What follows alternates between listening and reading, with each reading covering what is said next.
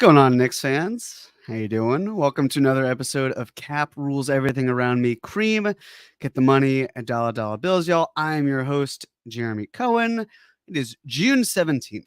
We are just about to see Game 5 of the NBA Finals, where the Celtics will more than likely put the Mavericks away. Of course, once the finals ends, that's actually the start of when the fun can begin with a lot of NBA teams and players and extensions, talks, all of that good stuff that we're all eager to have go away.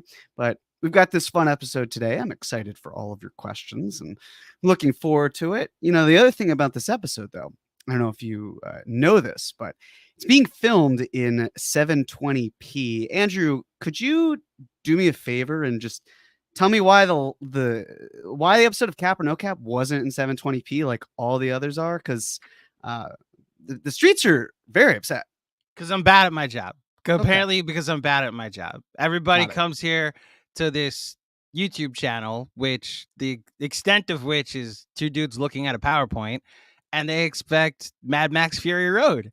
So I apologize, anybody, or maybe one person that left a YouTube comment and said that they're upset that, or it was funny to them that this wasn't, the episode wasn't in their famed 720p. So I will make sure it's in 1080 for you. This thing's gonna be nominated at the Oscars next year. Okay.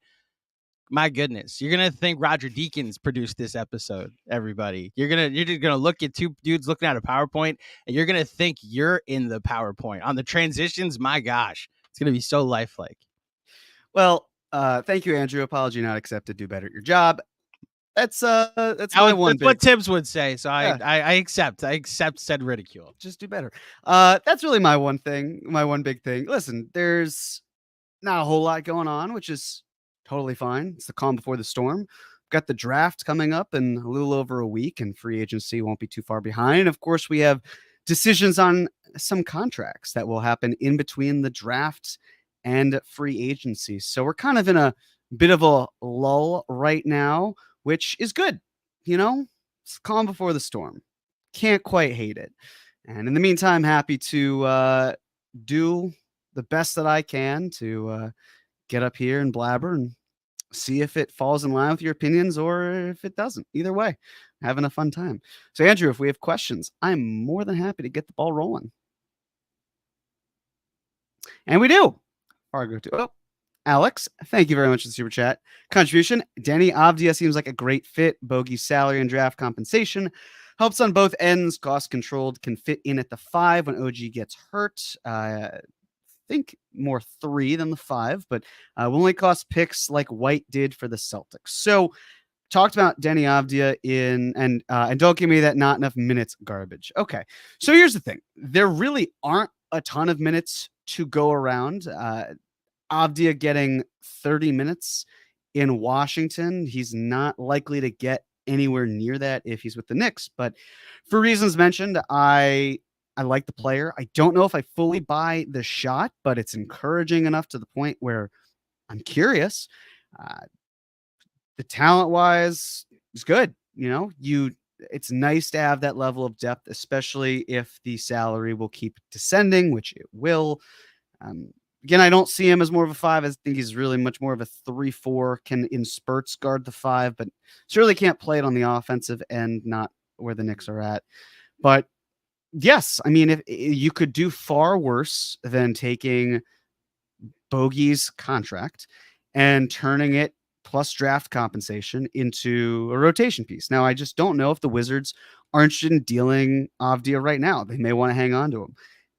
They may choose to be terrible. I don't see the draft compensation in any hypothetical trade being the Knicks kicking back Washington's first round pick, because Washington can just effectively tank even without needing to do anything. So it's not like this pick really does anything for them. They could tank and just keep it, and then they give 2 second-round picks to the Knicks in 2026 and 2027, if memory serves. So It's not really what they need. If anything, it's what are those protected picks? I mean, they've got 2 first-round picks in this draft, I believe. So this one's not really of interest. And the question, of course, is do any of the protected picks impact any potential larger moves? Obviously, doesn't mess you up with Stepien rules, but maybe the Knicks have an interest in packaging those picks. Maybe they feel, well, we'd rather try to move some of our protected picks in a larger deal that doesn't include someone like Avdia coming off the bench, and instead not empty the entire cupboard to get someone of note. Don't really know, but I like him. I like the talent there. I just am curious about the shot, but he made the list of players I'd be comfortable with that the Knicks acquiring. So I like it, Alex. Thank you. NJ Latino 85. Hey, Jeremy, do you foresee the Knicks actually using a trade exception for someone like Moody, AJ Griffin, etc.? So the Knicks do have 3 traded player exceptions, one of which will expire fairly soon. That's the Obi Toppin one. As a reminder, the Knicks traded Obi Toppin and didn't get any salary back. So they got a traded player exception, and they didn't go under the salary cap, so they didn't have to say no to it. Do I see them using it? Possibly. I mean, listen, it depends on the hard cap situation and where the money goes. Moses Moody, I don't think the Warriors give him up.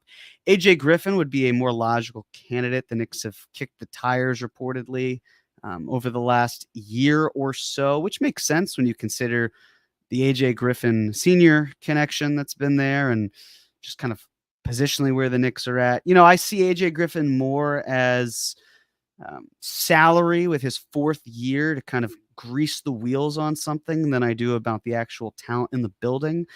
When you consider the players the Knicks have and also any potential, moves that they might make in the draft, any signings, whatever it might be, I don't see a lot of room for him to play. The Knicks are kind of in this spot where they haven't been that kind of redraft team. They tried it with Cam Reddish, and it's not to say they can't try it again, but they just don't. It's not really their MO. They aren't the type of team that tries to rehabilitate a lot of players. They now look really much more for known quantities and getting the best results out of the talent they have because they care about winning. And it's not to say they can't balance winning and everything else, but everything else, as in rehabilitating players, comes with a price.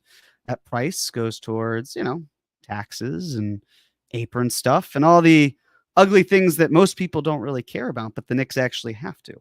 So, I think if there were a player that they could use the traded player exception on from day one who's in the lineup, sure, but then also what does it cost them? Because it's not just salary. I don't imagine that they'd have a problem giving up a weak second or 2 for AJ Griffin. But for Moses Moody, if you're the Warriors and you're looking for cheap talent, you probably want to retain him. So what's it worth? What's the cost? Is it more than what the Knicks are willing to give? Might be. Can you basically replace Moses Moody's production without giving up the value and picks that it would cost to get him? I'm inclined to say yes, because again, I think that the Warriors are going to try to hold him in a higher regard simply because they don't have a ton of access to young talent. Keep in mind, if Klay Thompson leaves the Warriors, then that opens up a huge spot for Moses Moody. And of course, the Warriors don't have a first-round pick that's theirs in this draft because the Trailblazers own it. So not a whole lot for them to play with, which is why I would imagine he's the type of player that stays in Golden State. But in theory, sure, if the Knicks could find a player who does exactly what they're looking for, then that's great. I just don't know if it's going to be someone who is ready from day one. And if they're not ready from day one, do you want that? And if they are ready from day one, what are they going to cost in terms of the asset play? So it's an interesting thought, and I don't want to rule it out, but it's a tricky thing for them to balance. I like the question. Brian Martinez. Thank you, Brian, for the Super Chat contribution. If iHeart walks, what do you think about targeting Capella and or Murray? Phil Murray's all-NBA defense would come back on the Knicks. Capella expiring. So about Murray, presume this would be DeJounte Murray. Talked a little bit about him. I don't quite see the fit with Brunson here. I Would just be surprised. It's also just from the catch and shoot perspective. This is someone where you're probably then putting Brunson a bit more off the ball because of his catch and shoot talent.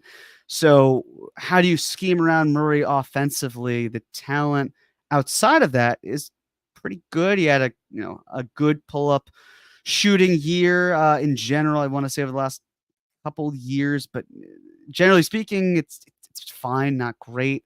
I'm just worried about what the gravity looks like where you're pairing him with a non-shooter at the 5, which is what the Knicks typically like to do.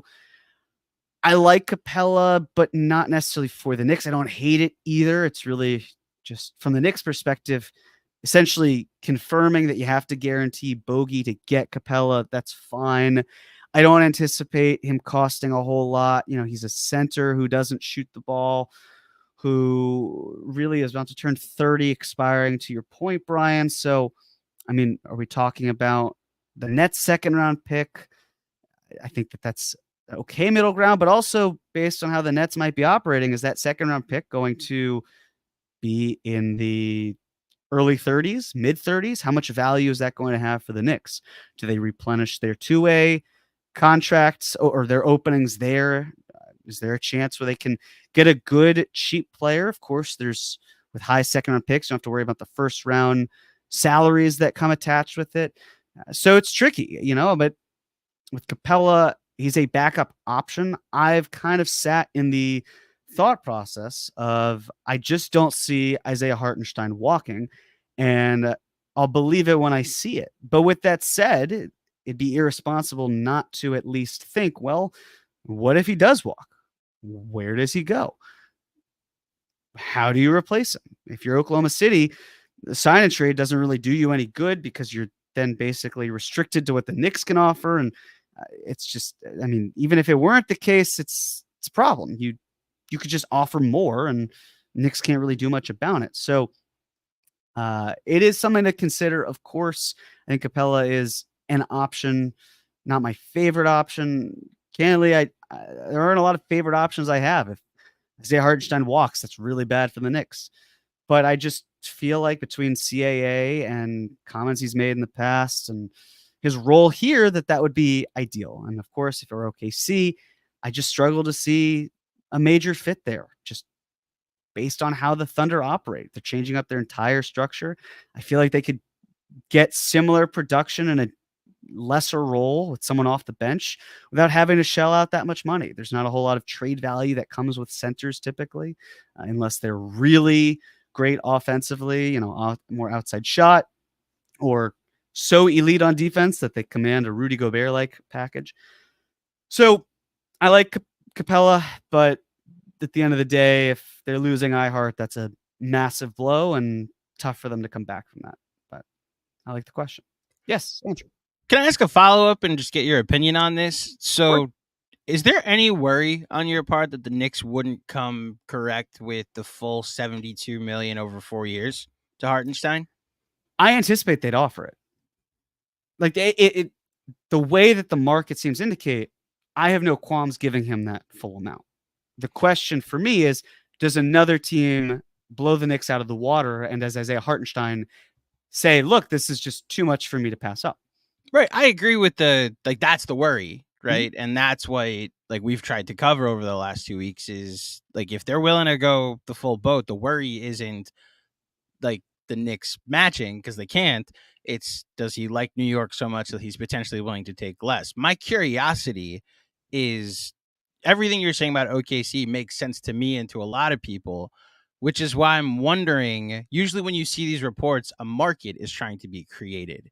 So I wonder if there is hesitation on the Knicks' part, if they're trying initially to lowball him. That's why I want to know, is there any worry on your part that this is his agent actually trying to create the market that, oh, no, you have to bring the full 4-year 72 because he's got OKC or all these other teams that with 4 for 80 waiting for him? It's totally fair. The thing with OKC, we could talk about the fit. Of course, we could even talk about, it's just not really how Presti has operated in the past. What the Thunder do is typically pretty out of the box. So just seeing that, but it's worth the question of, this is information. okay, why is this coming out? And that's exactly why you're asking it. Yeah. And I don't mean this as shade. Truly, it's really just a question of, from a national level, right? You'd think this would come out, but it didn't. It actually was reported by a Knicks beat writer and Stefan Bondi. And I'm just trying to think through of, if you were coming, like, obviously he probably has some sort of context throughout the league. I guess it's really more, and maybe no one else has asked, and maybe he's the first person to do it. It's just the prevailing question of, would that be the first person that someone with inside knowledge from the Thunder side be going to? And again, I don't mean that disrespectfully. I'm asking more curiously because of what you're bringing up, which is, why is this coming out? What's in it? Who benefits? Well, it's not the Knicks. The Thunder don't necessarily benefit from their information allegedly being broadcasted, and even if that's the case, it creates a bidding war. So who then does it benefit? There is an easy tie-in to saying, well, perhaps it is Isaiah Hartenstein and his camp. But then why would they do it? Perhaps it is to drum up the market. So yeah, I just want to add, Kurt Helen of NBC Sports, a national writer, also did report this. So it has been reported on a national level. It's just, it was first reported by Bondi. And from what I gather, this is more like, I'm asking around and this is what I'm hearing. That was really the gist of the conversation him, Bagley, and Scotto had. It's like, well, based off of what we're hearing, this is what we think might happen. I don't know. It's got in the back of my head, like, especially after talking to Andrew Schlecht, that, to your point, this would not be in line with any of the OKC signings in the past. In fact, Isaiah Hartenstein would easily be the best free agent signing in Thunder history, which is saying something. I love Isaiah Hartenstein. To be the best signing in a team's history, especially since he may end up being a backup center, is not ideal, which is why I think you're making sense. We're all trying to make sense of it. I'm just trying to think outside of the box of why we're getting these reports, especially if, the Knicks are going to come correct with the 4 for 72, as we all assume. So I agree. And it's long-term security. I mean, does he want to hit the market again in 2 years? Perhaps he does, but this great year, this is when you capitalize. He also missed some time with the Achilles injury. Like, you're a big man. Your career is not quite as lengthy when healthy as a guards might be, or as a wings, or as a forwards. So things to consider. You look great, by the way. Like 1080p, great, I would say. Stop. Just throwing that out there. We got this great producer. His name's Andrew Claudio. He's able to do a good job. Yeah. So. Funny what happens when you hit a button and now suddenly things are better. Next up, thank you everybody for all the questions. Which button? We got yours or the computers? Well, the answer is yes. Gotcha. Thank you everybody for all the questions. We got a bunch more. Let's get to them. Perfect. Thank you, Andrew. Julian, okay, so here's my question, Jeremy and GMAC. If there's any, or GMAC, if there's any way we could secure Wendell Carter next year with our cap space if we send back Mitch and Bogey, correction, no cap space. Knicks don't have it, but it would have to be through a trade. Mitch and Bogey would be enough because you'd then be dipping into Orlando's cap space. But I don't think Orlando wants to dip into their own cap space to do it. That's where the Bogey part probably goes out. So it's really a question of Mitch and Wendell Carter Jr. It feels like less in a futile sense, but kind of in a moving deck chairs Titanic sort of thing. Like, you're really swapping one center who misses significant time with another center who misses significant time. But if you're the Knicks, you're losing out on the offensive rebounding that you crave. So I don't see the major benefit for them. Wendell's a good player, but what exactly, what is the reasoning there? Andrew, I'll call upon you since you were also asked to do this. I just want to hear your thoughts. So Wendell Carter just flatly isn't a player that interests me as maybe as a backup it would be. I will say I have had the thought that a way around the Hartenstein cap that you can offer him is to trade Mitch into someone's cap space and then renounce Bogey. And then, like, honestly, what they did with Jalen Brunson, and just suddenly on draft night, the Knicks are making moves to clear cap space. I would hope that they don't have to explore that route or get creative, because as much as I'll take Jalen Brunson, Isaiah Hartenstein that offseason 10 out of 10, they did have to punt on the 11th pick in the draft, which the 12th pick in that draft was Jalen Williams. So as said, first apron, what am I missing? What I get wrong? Wait, go back. Talk about the 11th pick one more time. So they didn't. They had the 11th pick, and Correct. Instead of taking a player for the roster, they traded it for 3 future firsts from OKC, right? And I'm saying if you just use the 11th pick on a player like who ended up going 12th, which was Jalen Williams, sure, and you didn't have to clear cap space, then I'm not even saying like I'm criticizing the move. I'm just saying that was the process they had to follow. Yes, it just came down to also just saying it. The math, I believe, if memory serves, again, it was 2 years ago to analyze cap space. I believe you could have maybe found a way around it. Don't get me wrong, but having Brunson on a descending contract and having room for Hartenstein made it very difficult for the Knicks to have the 11th pick. I know you're not saying. Yeah. I'm just stating for the record. Once Dallas said, like, go to hell, we're not doing a sign and trade, they had to get creative with, right? Like, that's how I remember that night. But the draft came before the sign and trade. But they knew. Like, we know that they knew. Yeah, but they into that week, I just don't think they would have figured out the sign and trade parameters until later. I think that came about. But either way. From what I've understood, once Dallas was, especially once the playoff game happened, once that happened, where the Knicks were sitting courtside, they were like, if Jalen's leaving, you're going to have to figure a way to get him with cap space, which is why they, through no criticism of mine, they used their draft capital to clear cap space, which is why Kemba, Nerlens, and Burks were gone within the next couple days of the draft, I should say. Yes, I'm just saying the sign and trade portion of it wouldn't have come on draft night, because then the Mavericks also would have been dinged for tampering, because they would have hated that. Right, I'm sure. Yeah. That would have been, because no teams tamper or get caught with it. Yeah, that's all I was saying. Fathers and sons can't even talk to each other anymore. Yes, because you passed the SALT and a contract for Jalen Brunson. I think there are descending. Yes. I think there are 95 P's in here, Dad? Yes. 98, 100, maybe 104 over the next 4 years. 104 P's. Okay. Thank you. A commenter that you always love to hear from is up next. Kevin Danishevsky. Hey, Kevin. Thank you for the super chat contribution. If iHeart walks, would a Wendell Carter Jr. sign and trade? It doesn't make sense. Well, okay. Well, anyways, if Isaiah Hartenstein walks, would a Wendell Carter Jr. sign and trade make sense, be feasible? Also, how would you feel about CP3 at the league minimum? # Caruso to New York. Wait for it. He's got a clarification comment here. Okay.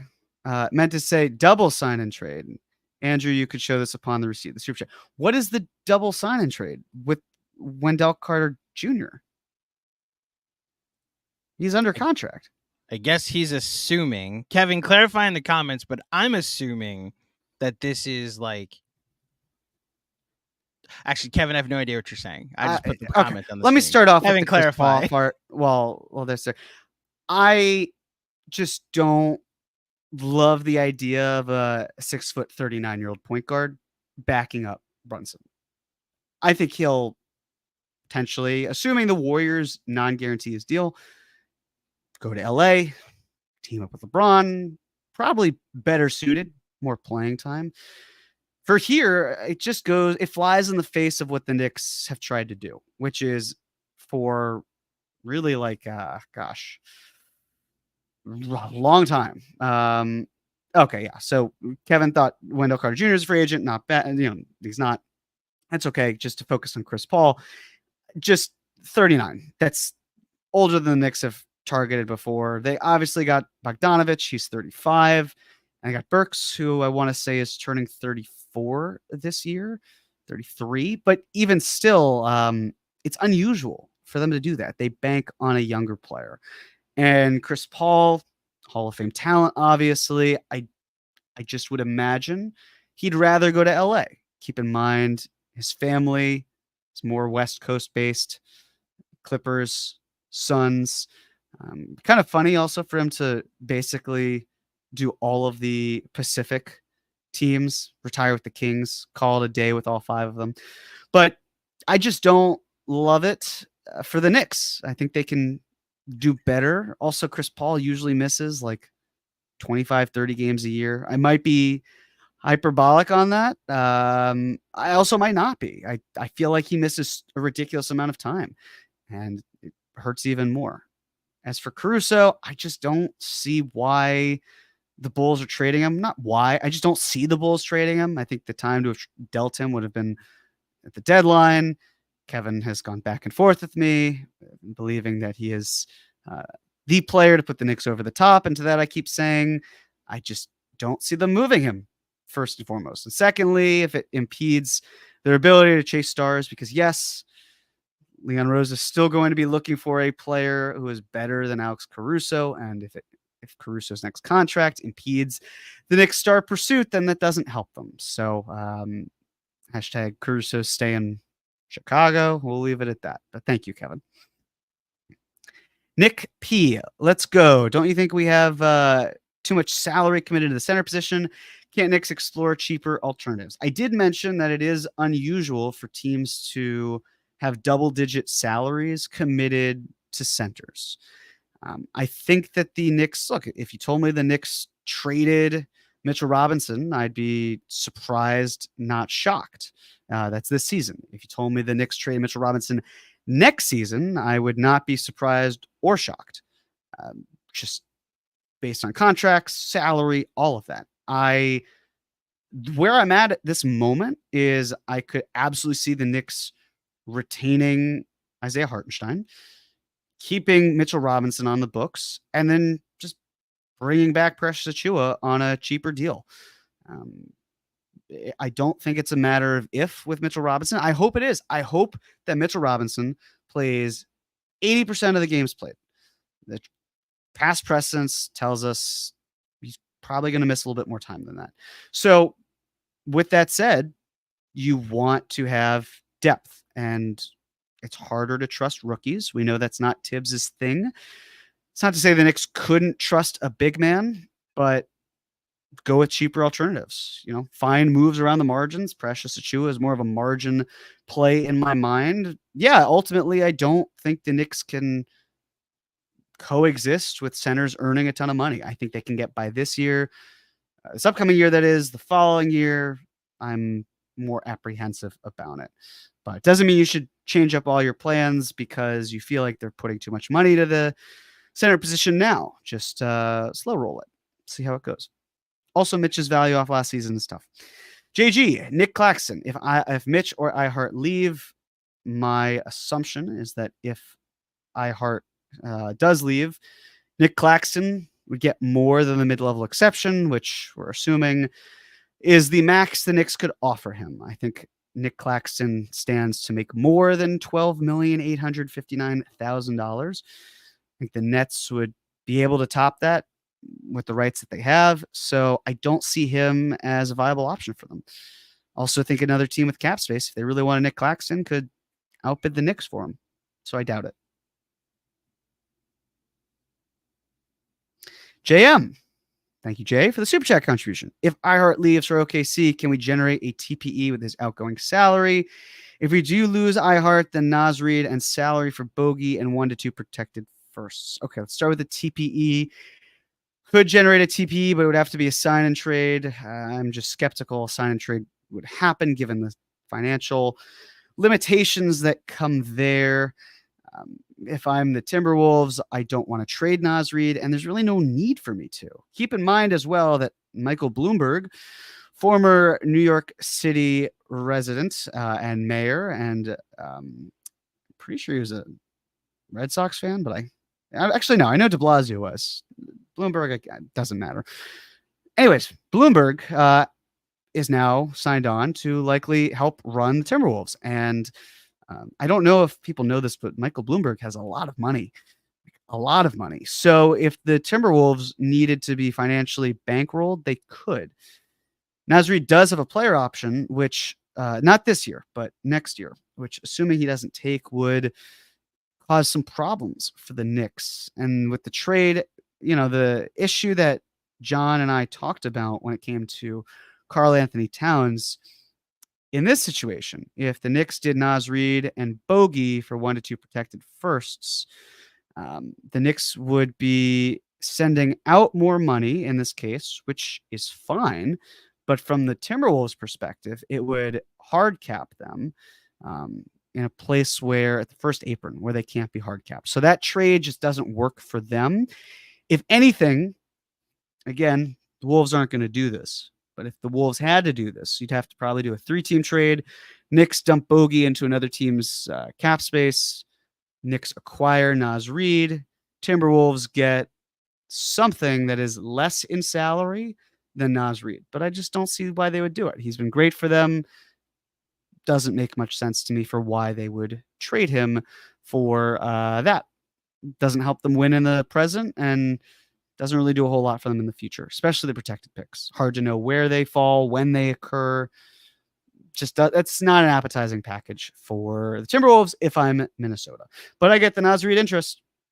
I like him a lot too. Wish he hit the free agent market, but he didn't. So that's that. Thank you, Jay. D-Bro, Jeremy, can you explain to me why I'm delusional for thinking Buddy Hield would help us? Sure. What did Buddy Hield do in the last playoffs, for example? He had one game where he went absolutely nuclear. And then he had a bunch of DNPs and goose eggs here and there and didn't do a whole lot. Now, you could say, of course, that was his first playoffs. Guys struggle. But here's what I say. Even on minimum contracts, if you were to find good offensive shooting or good shooting from an offensive player, and said player can't do much on the defensive end and is therefore potentially unplayable, does that help you? Whose minutes is Buddy Hield taking? Well, Dante DiVincenzo's? Probably not. Juice McBride? Not with the level of defense that he can provide. And also, the offensive production was pretty good. So you're basically saying, let's get him at the 3, but if you need OG, who would presumably be playing quite a bit, if he gets hurt, I don't see Buddy Hield as the player to back him up. They don't carry the same attributes. So where is he playing? What's he doing? Who is he supporting? I just don't see the fit here in New York. Maybe he goes elsewhere. I could see it happening in like a Malik Beasley type of role. But also Beasley came with his own issues. He was really great to start and then fell off a little bit. So I don't see it here. I don't see it in New York. I don't think he helps the Knicks. The shooting's good, but he's one of those regular season guys. I'd rather just beef up my depth in other ways than bringing in Buddy Hield. It's just me. So I know you're delusional, D-Bro. I just I don't see the fit here for the Knicks is all. JM, thank you again for the Super Chat contribution. A few months back on a Sunday pod with John, you teased a theory on why the Knicks would want to stay under the tax. Have you shared yet, or can you now? Sure, I'm happy to share it. I thought it had more to do with the star pursuit. Just thinking through other options. This was, of course, before Isaiah Hartenstein really took off. Thought, look, Sixers, Joel Embiid, not a great situation. Of course, don't think that he is a tenable player for the Knicks this offseason. And just, I don't want him. Injury-wise, I had concerns even then that I was happy to elaborate on, but just didn't. But it really had to do with trying to duck the luxury tax. What impacted that was Jacob Toppin signed 10-day contract, and his cap hit was actually double the amount that a 10-day would have been from a luxury tax standpoint. So, or a cap hit, I should say. So it didn't really work out. But even now, it was kind of like, look, the Knicks have two options. They can try to squeeze it in before the fiscal year ends. Not likely to happen. Or they could try it in the new year. Could happen, but unlikely. So what I was thinking, well, yes, it did have to do with this current year that's still going on.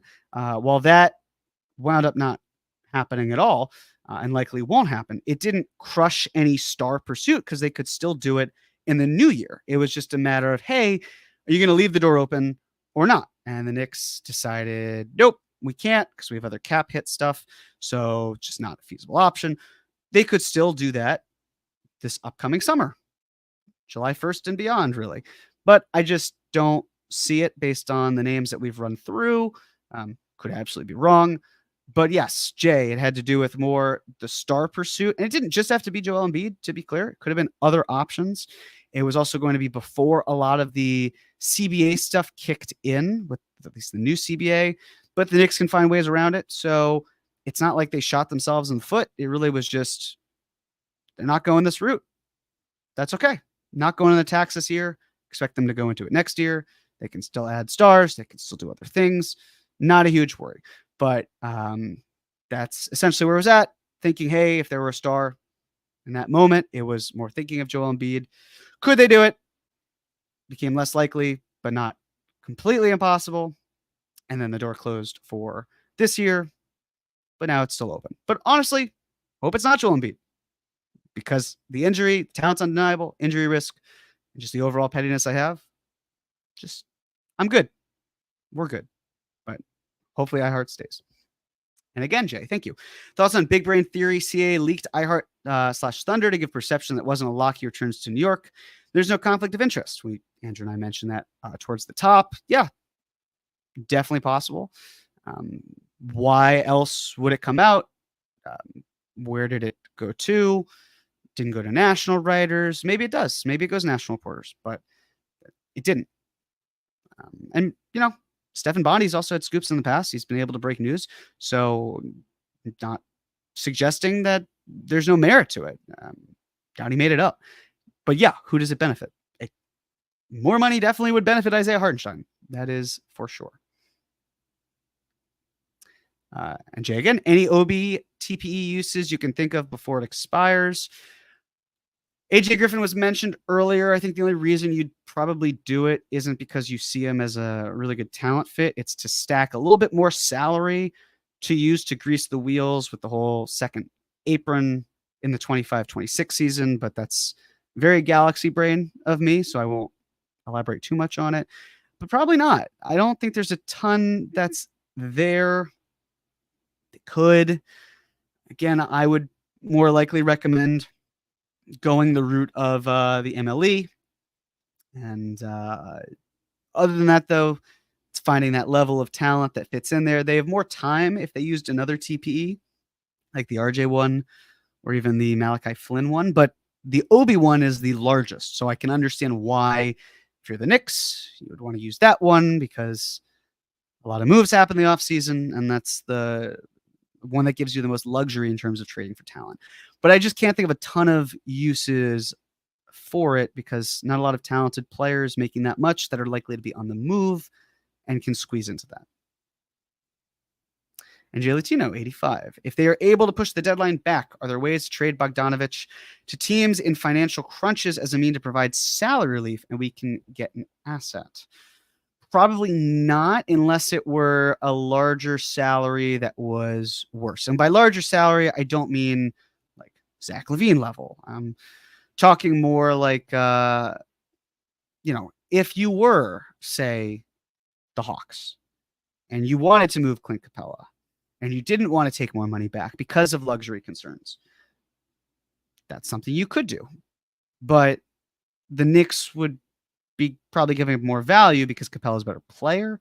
So there aren't a ton of players like Bruce Brown makes more, worth more. So not a lot of players earning around what Bogdanovic is making, or even more, that are worse in talent that I can think off the top of my head. It's good thinking, but I don't think that's where the Knicks front office's heads are at. Head? I guess it's their head. They're singular. So yeah, I just don't see it quite as much. More like a consolidation trade, or hey, let's get a better salary than Bogdanovic in the door. King Deej, Jeremy, your thoughts on these big names? All right, let's see them.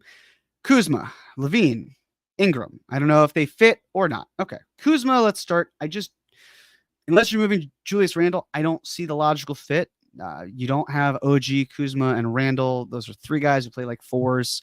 I don't like it. I don't think it's great. I like the descending contract that the Wiz have with him too. Wiz have done a nice job of that, even though it's been multiple front offices. Actually, no, would be the same one. So smart job by this front office. Levine talked about it and how the large salary just wreaks havoc on the rest of the Knicks from a payroll standpoint. Ingram, don't love the fit there either. You're likely having to move Randle out because just not a two guard. Neither is OG. I'm trying to think of ways to elaborate more. Kuzma to me, it's playing time. I mean, that's someone who should be playing 32 minutes a game. And I just don't see that there unless Randle's gone. And I'd rather have Randle. He's a better player. Levine, 3-level scorer, but that contract just makes it a no-go for me. And Ingram, talented, comes with some injury concerns and risk, looking for a max, I would presume. Most players are. In fact, pretty much everyone would be looking for a max if they were able to get it. But just with what he provides, I just don't see it. I don't see it fitting here. So sorry, King Deej. Let me know in the chats also if it's King Deej or DJ, because I know. Just let me know. Andrew will tell me. But thank you for that question. It's Deej. It's Deej. All right. It's Deej. Yeah. Great. We're good. So I was okay. I was just trusting my gut. David M. I can't remember any team ever using a trade exception they got in a trade. Has it happened before? It has.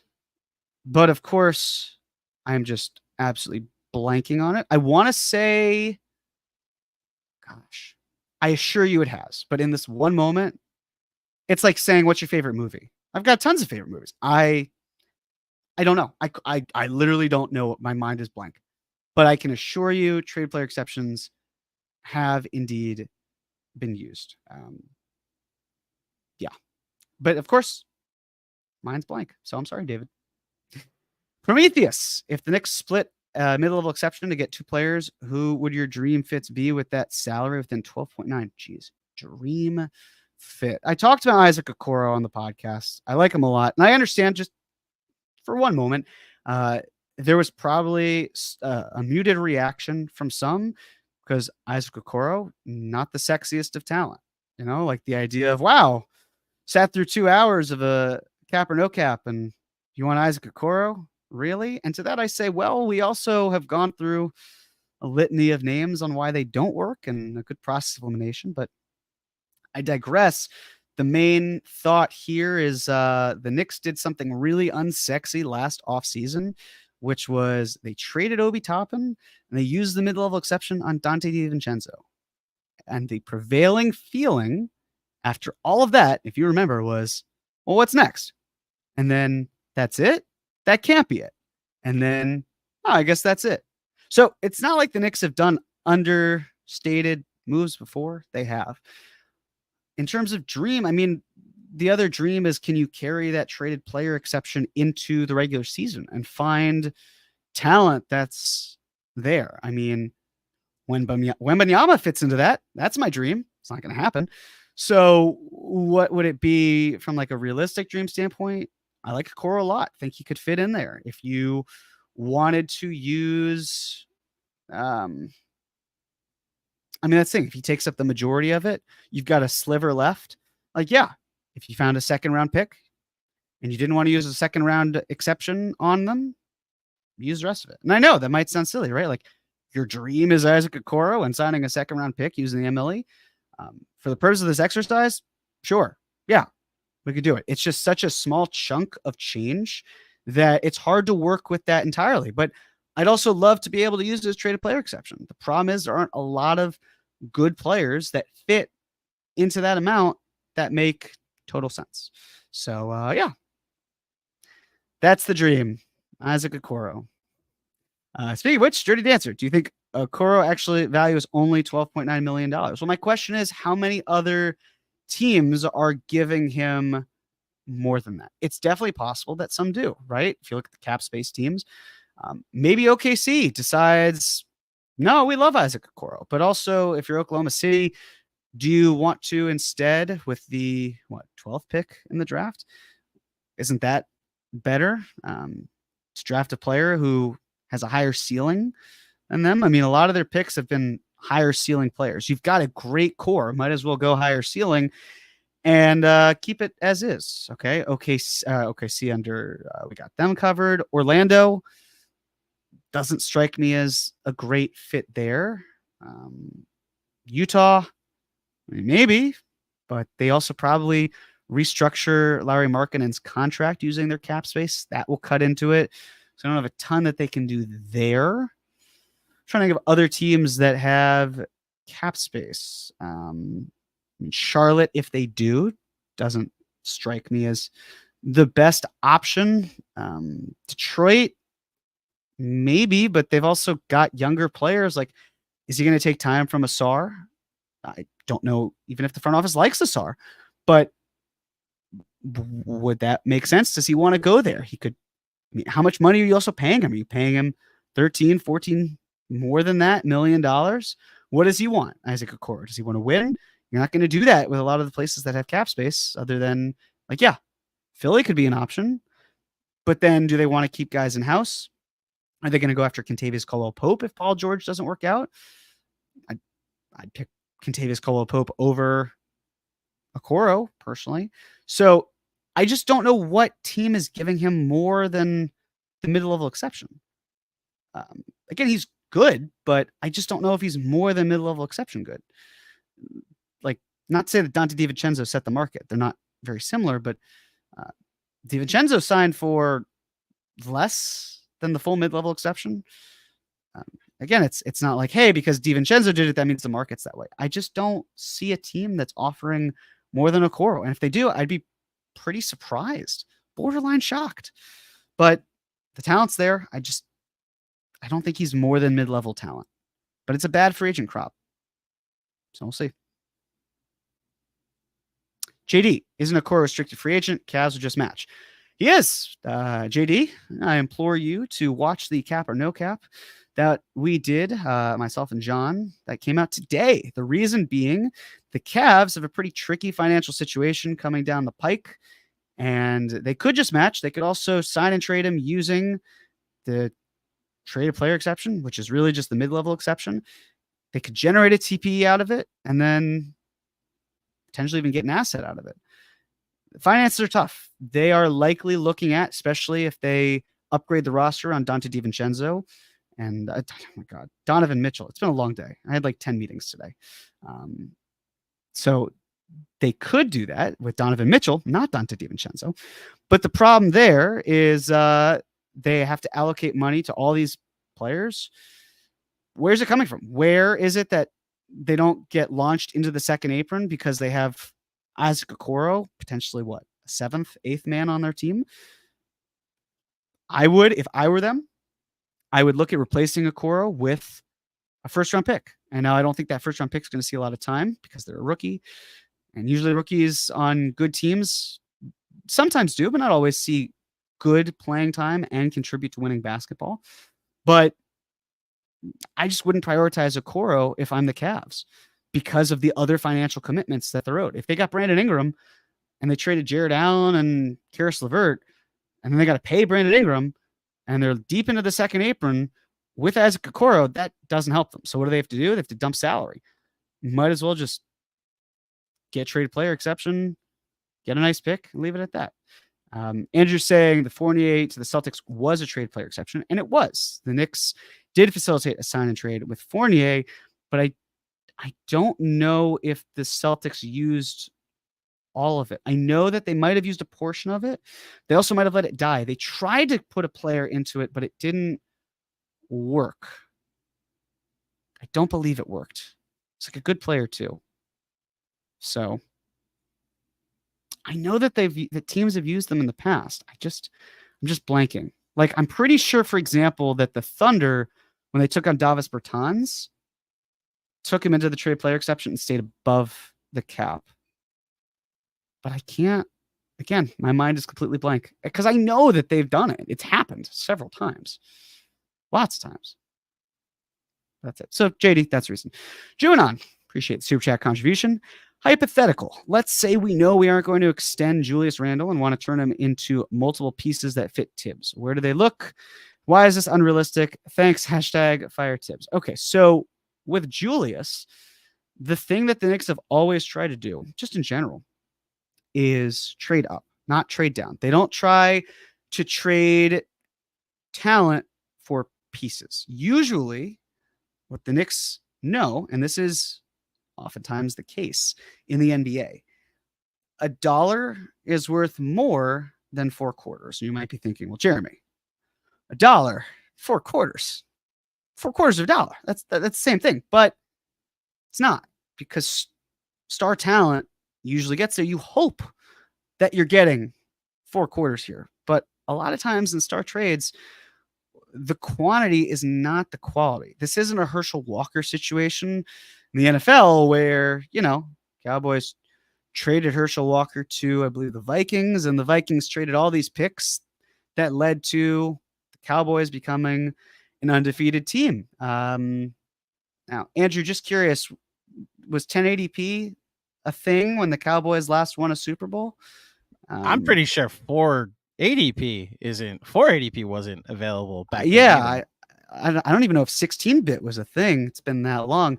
So the way that it would work for the Knicks, in my opinion, is they'd have to do a lateral move. And now you might be thinking, well, hey, King Deej mentioned Ingram, and isn't that a lateral move? But to that I say, look at the multiple-time All-NBA player, still really good, who somehow becomes undervalued and underappreciated. I don't think that's a good deal. If I'm the Knicks, I'm looking for packaging up or doing some sort of lateral move. And there's been a lot of names thrown around that I just don't see as lateral moves for the Knicks. And ideally, what the Knicks are doing is packaging up and getting that star talent. I understand the premise is being said, the belief of Julius Randle not extending. I'm not going to say Julius Randle will extend because I don't know what he wants. I can tell you, though, he's coming off of an injury. It was a big injury. It's 2 seasons in a row now. If I were Julius Randle, I would want to take the money because I look at the free agent class, and this is the tricky thing that I don't think has been evaluated. How many teams in the 2025 offseason will have cap space? How many teams will have cap space and be interested in Julius Randle? I don't think it's going to be a lot, but that will firm up once we get a clear idea of this summer. So if there are multiple pieces, I think it wouldn't be the best deal. I think you got to upgrade or go sideways. And a lot of the moves that I see out in the trade front, diversifying the portfolio in a negative way. And you can say, well, Jeremy, what do you think? I'd be like, I don't know, because a lot of the players we've outlined, I don't see them moving. So highly doubt, though, the Knicks will let this situation, if Julius hasn't signed, get to the deadline and it passes, and one of the biggest assets the Knicks could have in a trade just walks or has a sign and trade situation. But I appreciate it, Junon. Thank you. Dirty Dancer. Am I wrong to think a major trade feels way more likely at the trade deadline? Feel like this front office will be much more willing to bend. The clock is running out. I think that could tie into the Julius answer. If Julius Randle signs an extension, he would likely be ineligible to be dealt because of the timing and the 6-month rule with with just free agency and the trade. So I think it'd be less likely. Outside of Kyrie and KD, there aren't a ton of trade deadline stars or stars that are traded in the trade deadline. James Harden has been traded both times well before the trade deadline. So I don't agree. I actually think that it would be more likely to happen in the summer. Books reset. Teams can pick a direction that's easier from the jump. Jeremy Franco. Thank you for the super chat contribution. Surprised you didn't mention good old Kyle Lowry as backup point guard. Thoughts? Good Nova mentor / championship experience / fits team hard-nosed DNA.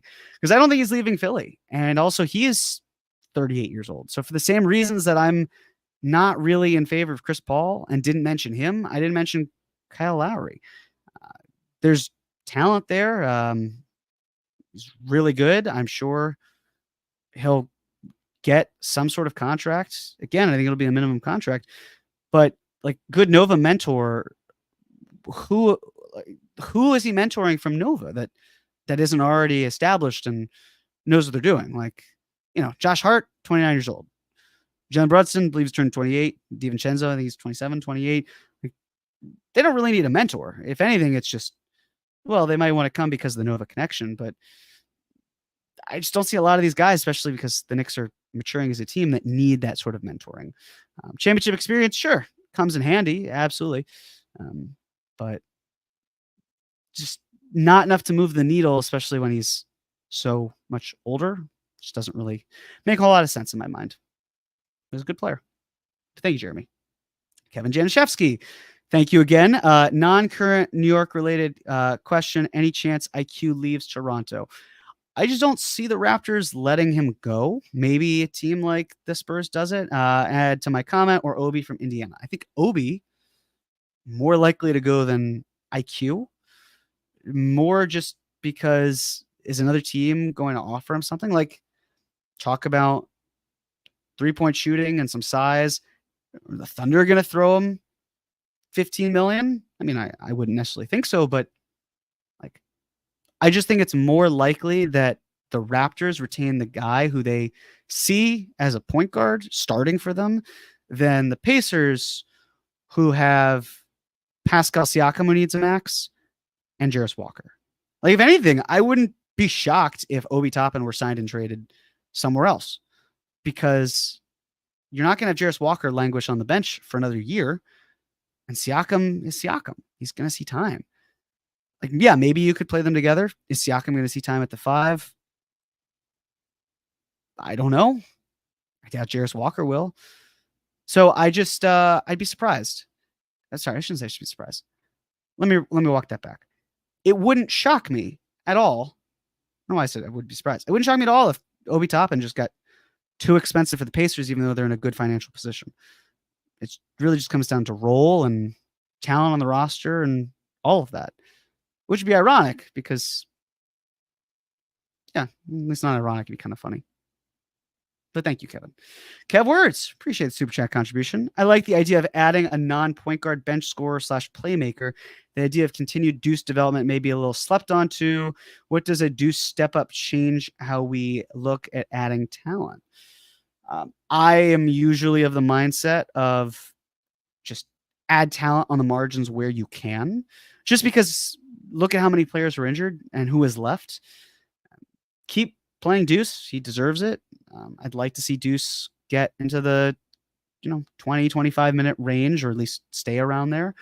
But if you can find talent, keep doing it. Keep adding it. It shouldn't take away from Deuce. He'll still presumably see time. The question is, will the Knicks view Deuce as a lead ball handler in any way? If they add other talent that can handle it, I doubt it. I think they'd like him in that role of good point of attack, off ball guard / small wing that can help them out. So I'd like them to continue with the Deuce development, but just keep adding talent, especially because, look, if the Knicks do eventually make a star trade, you want to have excess so that when you make the trade, you're not depleted. I don't know if Deuce is going to be here or not, but in the end that he's not, find marginal talent that can then step in if Deuce is gone, and vice versa. If another talent is there and that player gets traded, Deuce is right there. So keep adding. But thank you, Kev. Appreciate that. And super chat. David M., do you think the Knicks have some level of interest in Klay Thompson? He wants a 3-year deal. He's going to make more than the mid-level exception. So I don't see it. I don't see the Bogdanovic sign and trade working in any team's favor, either team's favor. So I don't see the interest, David. Scott Eisenberg. Is it possible under the CBA for the Knicks to decline Bogey's option and then re-sign him in free agency? Sure, it is. The only thing is they'd be committing to a $2 million dead cap hit and then signing him after that. So I just think it'd be unlikely. It's probably all or nothing. Kevin Danishevsky once again. Thank you, Kevin. I appreciate your generosity tonight. Macro question.